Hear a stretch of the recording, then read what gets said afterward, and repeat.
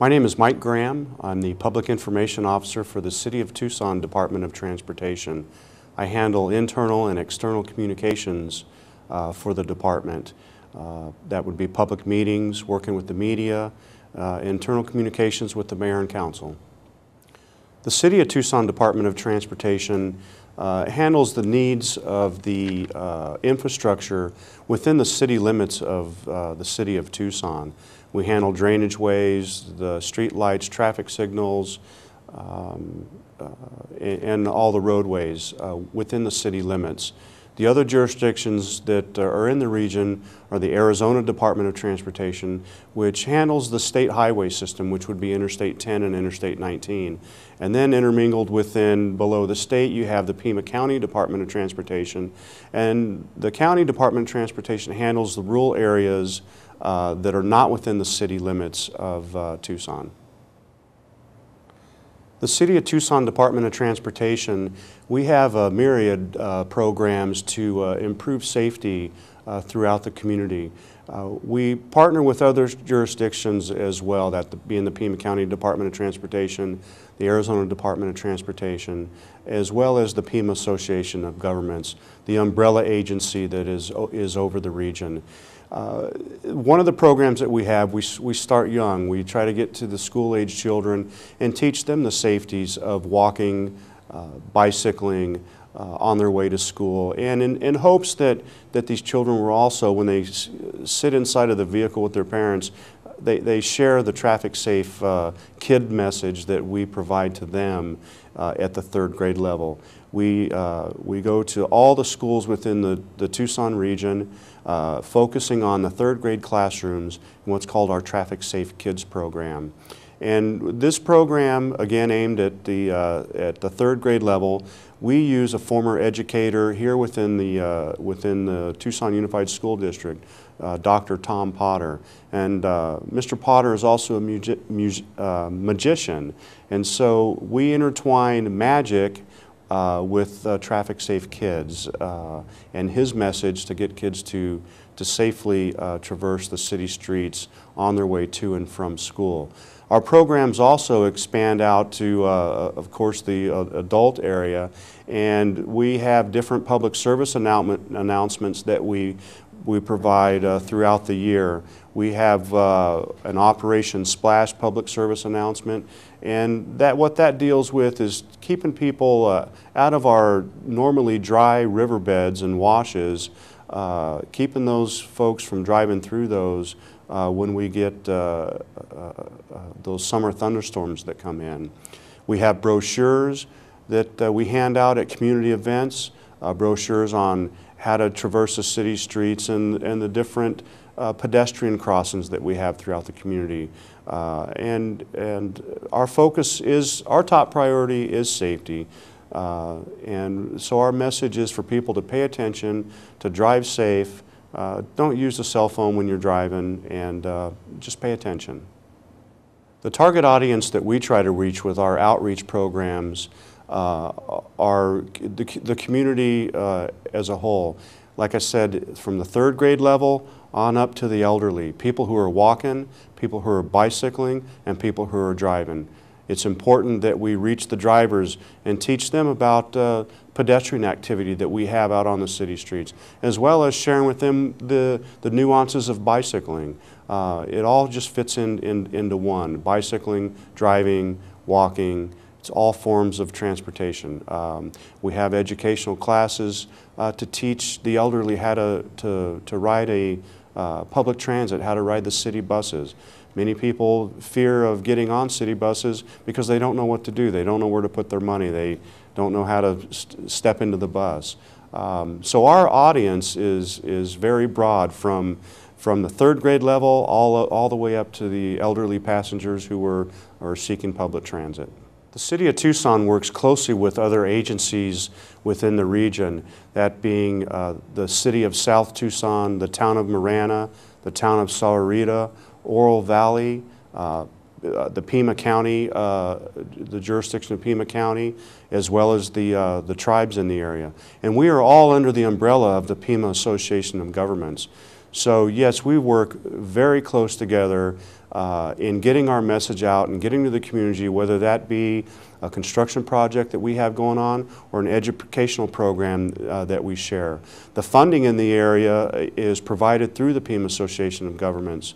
So we've worked very closely with them on getting the appropriate funding that we need, grants that we need to get our message out, to educate the community on what we're trying to do out there, our projects that we have going on, and other safety promotions that we have. One of the top priority within the City of Tucson Department of Transportation is safety, safety of the traveling public, whether that be motorists, pedestrians, and or bicyclists.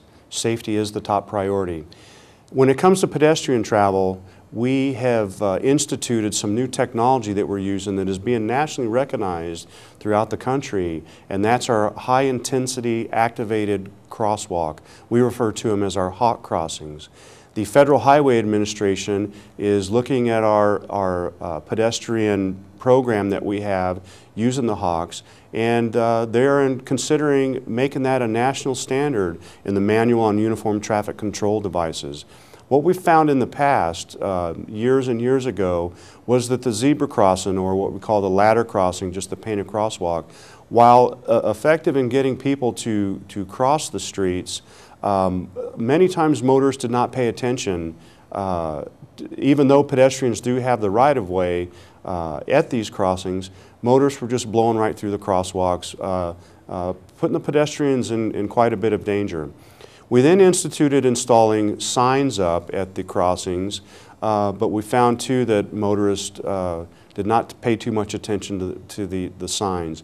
We then went with the yellow flasher, and while those proved to be effective, we found that going with a new style crossing, what we call the hot crossing, with a yellow flasher that then switches to a solid red bulb and then a flashing red bulb, is proven to be 99% effective in getting motorists to stop for pedestrians who are in crosswalk. Throughout the region, we have about 70 to 75 these hot crossings installed, with many more planned, thanks to voters approving a Regional Transportation Authority in May of 2006. These hot crossings are pedestrian activated, so that when a pedestrian pushes the standard button to activate the crossing, the light first blinks yellow, warning a motorist to yield, to slow down. Just like your normal traffic signal, it's a yellow, red to green cycle. So the yellow flasher warns a motorist that there's a pedestrian that's getting ready to cross the street. That then turns to a solid red. Most motorists know that a solid red means to stop, and that's the goal, is to get the motorist to stop and then allow the pedestrian to cross the street. We give ample amount of time for the pedestrian to cross the street.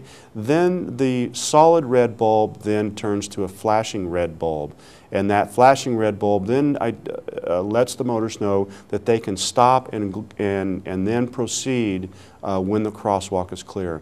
Again, we have found these to proved to be 99% effective in getting motorists to comply with stopping for pedestrians in a crosswalk. Regardless of whether or not the pedestrians, regardless of the law that pedestrians do have the right of way in a crosswalk, we try to get the message out to the pedestrians that you need to put yourself in a defensive mode when in a crosswalk, whether that's the ladder crosswalk or the more effective hawk crossings. You don't know as a pedestrian whether or not that driver has seen you in that crosswalk.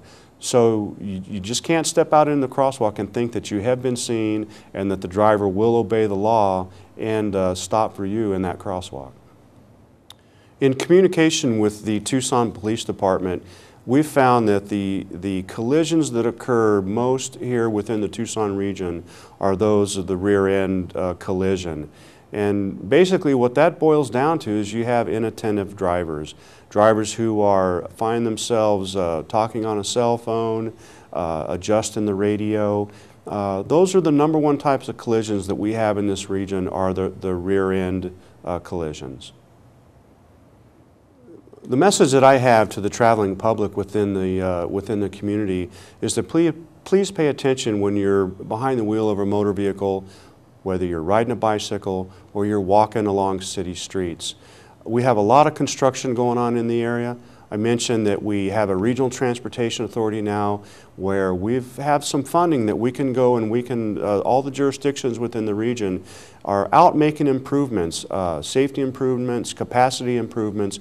And the message to motorists is that please pay attention, especially in these in the construction zones. We have speed limits that are dropped to 25 miles an hour, and there's a reason for that. We have workers who are working right next to a travel lane, and we want to make sure that those workers get home and are able to see their families, just like the motorists who are driving want to get home safely to see their families.